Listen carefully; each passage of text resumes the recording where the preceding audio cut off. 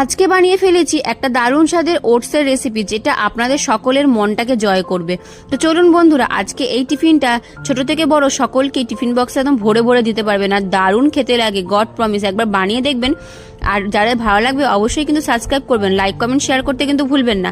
দেখুন, প্রথমে ওটস নিয়ে নিয়েছি আর কিছু সবজি ভালো করে গ্রেটারে গ্রেট করে নিয়েছি। এরপরে ওর মধ্যে ওটসটা দিলাম, তার মধ্যে দিয়ে দিলাম ডিমটা ফেটিয়ে দিয়ে একটুখানি নুন দিয়ে দিলাম এর মধ্যে দুধটা সম্পূর্ণ অপশনাল, আপনারা এর মধ্যে চাইলে জলও দিতে পারেন।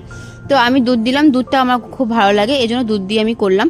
তো দেখুন বন্ধুরা কি সুন্দর হয়ে গেছে। এরপরে আর দুধের একটা কালারও আসবে দারুণ। তো ব্যাস, এরপরে দিয়ে দিলাম একটা ফ্রাইং প্যানের মধ্যে ভালো করে গোল গোল করে একটু তেল ব্রাশ করে দিলাম। ব্যাস, এবার গোল গোল করে ছেড়ে দিলাম।